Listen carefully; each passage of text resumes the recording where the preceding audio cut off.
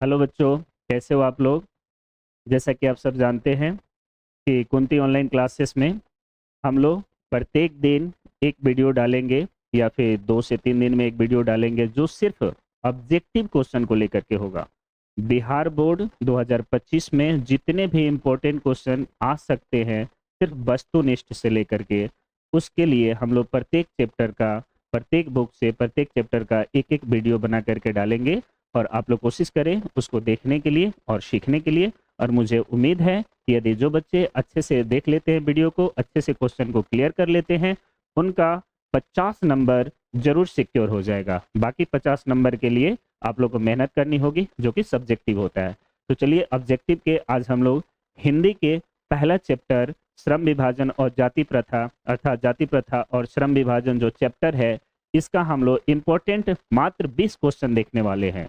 और बाकी के जो क्वेश्चन होंगे वो हम लोग पार्ट 2 में देखेंगे। क्लियर है? इसलिए कि वीडियो लंबा ना हो, इसलिए एक ही वीडियो में टोटल क्वेश्चन को हम लोग नहीं डाल रहे हैं, क्योंकि इंपॉर्टेंट क्वेश्चन बहुत ज़्यादा है। इसलिए हम लोग छोटे छोटे पार्ट करके वीडियो बना रहे हैं। सो ये वीडियो पार्ट 1 है और इसको आप लोग देखिए और मात्र 20 क्वेश्चन को आप लोग सीखने की कोशिश कीजिए। चलिए हम लोग स्टार्ट करते हैं। तो पहला क्वेश्चन है, द अनटचेबल किन की रचना है?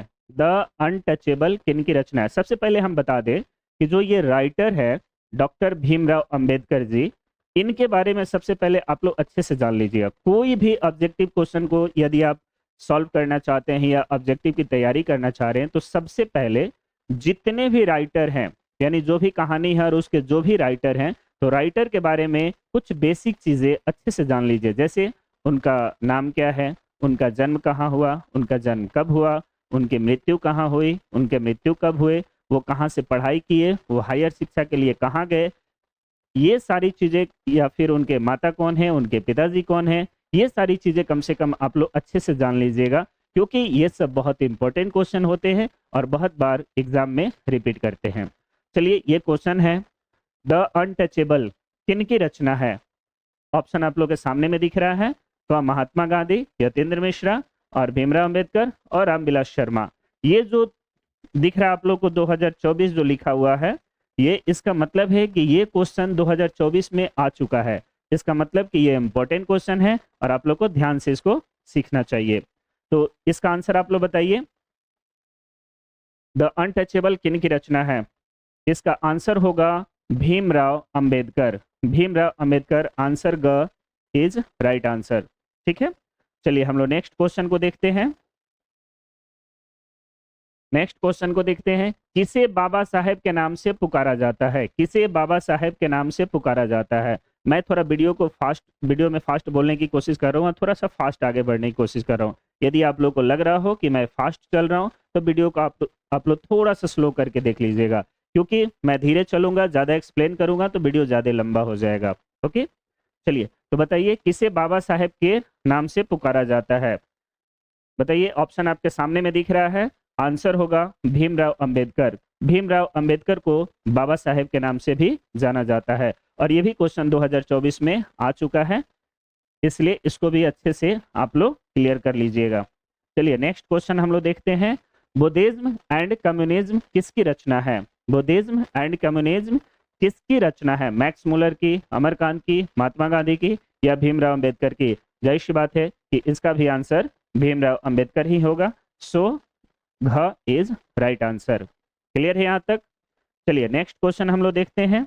नेक्स्ट क्वेश्चन है, हु आर शूद्राज किन की रचना है? ये एक रचना है, हु आर शूद्राज। ठीक है, हु आर शूद्राज किन की रचना है? बताइए, भीमराव अंबेडकर की, अमरकांत की, महात्मा गांधी की, यतीन्द्र मिश्र की? राइट आंसर होगा क, Bhimrao Ambedkar. Bhimrao Ambedkar is right answer. चलिए नेक्स्ट क्वेश्चन हम लोग देखते हैं। नेक्स्ट क्वेश्चन है, मानव मुक्ति के पुरोधा किसे कहा गया है? मानव मुक्ति के पुरोधा किसे कहा गया है? बताइए, मानव मुक्ति के जो पुरोधा है किसे कहा गया है? नलिन बिलोचन शर्मा, यतीन्द्र मिश्र, भीमराव अंबेडकर या फिर अमरकांत जी को? राइट आंसर होगा ग, भीमराव अंबेडकर। क्लियर है? चलिए नेक्स्ट क्वेश्चन हम लोग देखते हैं। नेक्स्ट क्वेश्चन है, भारत में जाति प्रथा का मुख्य कारण क्या है? देखिए ये जितने भी क्वेश्चन सेलेक्ट किया गया है सभी इंपॉर्टेंट क्वेश्चन है, इसलिए अच्छे से सारे क्वेश्चंस को आप लोग क्लियर कर लीजिए। बहुत सारे क्वेश्चन आप लोगों को पता भी होगा, जो नहीं पता है उसको अच्छे से आप लोग याद कर लीजिए, क्योंकि हो ना हो ये क्वेश्चन रिपीट किया जा सकता है। क्लियर है? चलिए, भारत में जाति प्रथा का मुख्य कारण क्या है? ये क्वेश्चन देखिए 2021 में आ चुका है। ये जो 2021 में ये क्वेश्चन आ चुका है। तो बताइए भारत में जाति प्रथा का मुख्य कारण क्या है? ऑप्शन आपके सामने है, बेरोजगारी है, गरीबी है, उद्योग धंधों की कमी है तथा अमीरी है। तो इसका आंसर हो जाएगा क, बेरोजगारी। बेरोजगारी भारत में जाति प्रथा का मुख्य कारण है। नेक्स्ट हम लोग क्वेश्चन देखते हैं। नेक्स्ट है, जाति प्रथा स्वाभाविक विभाजन नहीं है, क्यों? जाति प्रथा स्वाभाविक विभाजन नहीं है, क्यों? और देखिए ये क्वेश्चन 2021 में आ चुका है। ऑप्शन आपके सामने है, भेदभाव के कारण, शोषण के कारण, गरीबी के कारण, रुचि पर आधारित नहीं होने के कारण। तो इसका आंसर हो जाएगा घ, रुचि पर आधारित नहीं होने के कारण। क्लियर हो गया? नेक्स्ट क्वेश्चन हम लोग देखते हैं, श्रम विभाजन और जाति प्रथा के लेखक कौन है? श्रम विभाजन और जाति प्रथा के लेखक कौन है? देखिए ये 20 में भी आ चुका है और 23 में भी आ चुका है। तो इसका आंसर आप लोग दीजिए। ऑप्शन आपके सामने दिख रहा है, डॉक्टर राम मनोहर लोहिया, बाबा साहब भीमराव अंबेडकर, महात्मा गांधी, डॉक्टर संपूर्णानंद। तो इसका आंसर होगा बाबा साहब भीमराव अंबेडकर। सो ख इज राइट आंसर। क्लियर है? नेक्स्ट क्वेश्चन हम लोग देखते हैं, लेखक की दृष्टि में विडंबना की बात क्या है? लेखक की दृष्टि अर्थात बाबा साहब भीमराव अंबेडकर की दृष्टि में विडंबना की क्या बात है? जातिवाद के पोषकों की कमी नहीं है, जातिवाद के पोषक नगण्य है, आर्थिक दृष्टि से जातिवाद उचित है, जातिवाद लोकतंत्र के विरुद्ध नहीं है। तो इसका राइट आंसर होगा क, जातिवाद के पोषकों की कमी नहीं है। अर्थात जातिवाद को बढ़ावा देने के लिए बहुत सारे कारक हैं, बहुत सारे कारण हैं, बहुत सारे लोग हैं, इसलिए ये लेखक की दृष्टि में विडंबना की बात है। क्लियर? चलिए नेक्स्ट क्वेश्चन हम लोग देखते हैं। नेक्स्ट क्वेश्चन है, लेखक की दृष्टि में आदर्श समाज कैसा होना चाहिए? लेखक की दृष्टि में आदर्श समाज कैसा होना चाहिए? ऑप्शन आपके सामने है, जिसमें स्वतंत्रता, समता और भ्रातृत्व का भाव हो। सेकंड, जिसमें सभी धनी हो। ग, जिसमें सभी पढ़े लिखे हो। और अगला ऑप्शन है, जिसमें सभी स्वस्थ हो। बताइए राइट आंसर क्या होगा? चलिए राइट आंसर होगा क, जिसमें स्वतंत्रता भी हो, समता भी हो और भ्रातृत्व का भी भाव हो। क्लियर? नेक्स्ट हम लोग देखते हैं क्वेश्चन। नेक्स्ट क्वेश्चन है, लेखक बेरोजगारी का प्रमुख और प्रत्यक्ष कारण किसे मानते हैं? जो लेखक है अर्थात भीमराव अंबेडकर जी है, वो बेरोजगारी का प्रमुख और प्रत्यक्ष कारण किसे मानते हैं? अशिक्षा को, जनसंख्या को, जाति प्रथा को या उद्योग धंधों की कमी को? तो इस पाठ के अनुसार हमारा जो आंसर हो जाएगा वो आंसर हो जाएगा ग, अर्थात जाति प्रथा को। क्लियर है यहाँ तक? चलिए नेक्स्ट क्वेश्चन हम लोग देखते हैं। नेक्स्ट क्वेश्चन है, अंबेडकर की दृष्टि में भाईचारे का वास्तविक रूप कैसा होता है? भाईचारे अर्थात एक दूसरे से मिलजुल के रहने का वास्तविक रूप कैसा होता है? क्या दूध और शक्कर के मिश्रण की तरह होता है, या दूध और पानी के मिश्रण की तरह होता है, तिल और तंडुल के मिश्रण की तरह होता है, या पानी और नमक के मिश्रण की तरह होता है? तो इसका राइट आंसर आप लोग बताइए। इसका राइट आंसर होगा दूध और पानी के मिश्रण की तरह। सो ख इज राइट आंसर। क्लियर है? चलिए नेक्स्ट क्वेश्चन हम लोग देखते हैं, भारतीय संविधान के निर्माण में महत्वपूर्ण भूमिका किसकी है? अर्थात जो भारतीय संविधान बना उसमें सबसे महत्वपूर्ण जो भूमिका है वो किनकी है? आंसर आप लोग के सामने है। ऑप्शन, भीमराव अंबेडकर, ज्योतिबा फूले, राजगोपालाचारी और महात्मा गांधी। इनमें जो सबसे राइट आंसर है बताइए आप लोग। जो राइट आंसर होगा वो होगा क, भीमराव अंबेडकर जी का भारतीय संविधान के निर्माण में सबसे महत्वपूर्ण भूमिका रही है। क्लियर? नेक्स्ट क्वेश्चन हम लोग देखते हैं, सभ्य समाज की आवश्यकता क्या है? सभ्य समाज की आवश्यकता क्या है? जाति प्रथा, श्रम विभाजन, अणु बम या दूध या पानी? बताइए आप लोग राइट आंसर क्या होगा? इसका जो राइट आंसर होगा वो क होगा, जाति प्रथा। श्रम विभाजन, अणु बम, एक सेकेंड, इसका जाति प्रथा, सभ्य समाज की जो आवश्यकता है ये क न होकर के इसका ख होगा, श्रम विभाजन। ठीक है, श्रम विभाजन सभ्य समाज की आवश्यकता है। क्लियर है? चलिए नेक्स्ट हम लोग देखते हैं, निम्नलिखित रचनाओं में से कौन सी रचना डॉक्टर अंबेडकर की है? इनमें से जो भी ये रचनाएं हैं इनमें से कौन डॉक्टर भीमराव अंबेडकर जी की है? The caste in India, the untouchable, who are Shudras, इनमें से सभी आप लोग बताइए।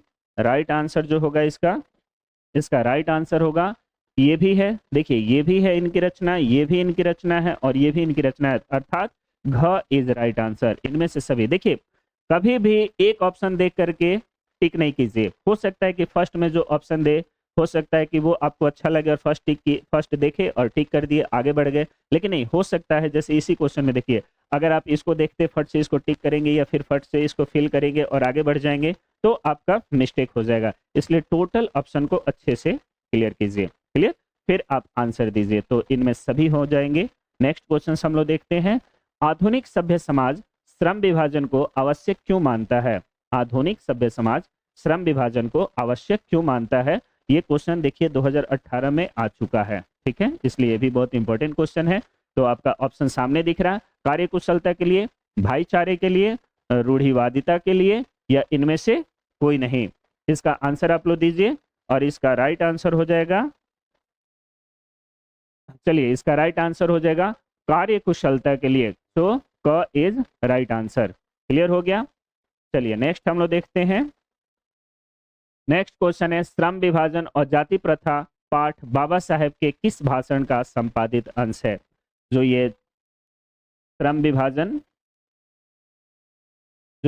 विभाजन और जाति प्रथा जो पाठ है, ये बाबा साहेब के कौन से भाषण से लिया गया है या संपादित है का उसका एक भाग है। ऑप्शन आपके सामने है, the caste in India, their mechanism, genesis and development, annihilation of caste, who are Shudras. तो इसका राइट आंसर होगा, बताइए आप लोग, इसका राइट आंसर होगा एनिहिलेशन ऑफ कास्ट, अर्थात ग इज राइट आंसर। क्लियर हो गया। चलिए नेक्स्ट क्वेश्चन हम लोग देखते हैं। प्राथमिक शिक्षा प्राप्त करने के बाद अंबेडकर उच्चतर शिक्षा प्राप्त करने के लिए कहाँ गए? अर्थात जो प्राथमिक शिक्षा उनकी पूरी हो गई तो उच्च शिक्षा के लिए वो कहाँ पे गए? अर्थात भीमराव अंबेडकर जी उच्च शिक्षा प्राप्त करने के लिए कहाँ पे गए? ऑप्शन आपके सामने दिख रहा है, इटली गए, दक्षिण अफ्रीका गए, न्यूयॉर्क गए, दक्षिण कोरिया गए, कहाँ गए? राइट आंसर होगा ग इज राइट आंसर। कहाँ गए? न्यूयॉर्क गए। Very good. चलिए नेक्स्ट क्वेश्चन हम लोग देखते हैं। अंबेडकर के चिंतन व रचनात्मकता के लिए प्रेषक नहीं होगा, यहाँ प्रेरक होगा, ठीक है, मिसप्रिंट है, मैं इसको ठीक कर दे रहा हूं, आप लोग थोड़ा सा इसको करेक्शन कर लेंगे। प्रेरक व्यक्ति कौन थे? अर्थात किनको देख करके उनको ज्यादा प्रेरणा मिली? ये क्वेश्चन 2023 में आ भी चुका है, सो ये रिपीट भी किया जा सकता है, इसको आप लोग अच्छे से देख लेंगे। तो देखिए उनके लिए प्रेरक बुद्ध भी थे, कबीर भी थे, 3 व्यक्ति का जिक्र किया गया है उस बुक में, और ज्योतिबा फुले भी थे। इसलिए इसका राइट आंसर होगा इनमें से सभी, अर्थात घ इज राइट आंसर। क्लियर है। चलिए हम लोग नेक्स्ट क्वेश्चन देखते हैं। नेक्स्ट क्वेश्चन है, जाति पाति तोड़कर मंडल भाषण लाहौर में कब हुआ? जाति पाति तोड़कर मंडल भाषण लाहौर में कब हुआ? और ये आप लोग के सामने दिया गया है, आप लोग के सामने ऑप्शन है 1942 में है, 40 में है, 36 में है, 38 में है। तो इसका राइट आंसर होगा ग, 1936 में लाहौर में हुआ। ठीक है। तो देखिए इस पार्ट में हम लोग केवल मात्र 20 क्वेश्चन को सॉल्व करने की कोशिश किए, और आगे भी इसका पार्ट 2 बनाएंगे, और भी इसमें जितने भी इंपॉर्टेंट क्वेश्चन बन सकते हैं जो आपके 2025 एग्जाम में आ सकते हैं, उस क्वेश्चन को हम लोग शामिल करेंगे। तब तक इसको आप देखिए और अगले पार्ट 2 वीडियो का इंतजार कीजिए। ठीक है, और अच्छे से आप लोग पढ़ाई कीजिए। Okay, thank you.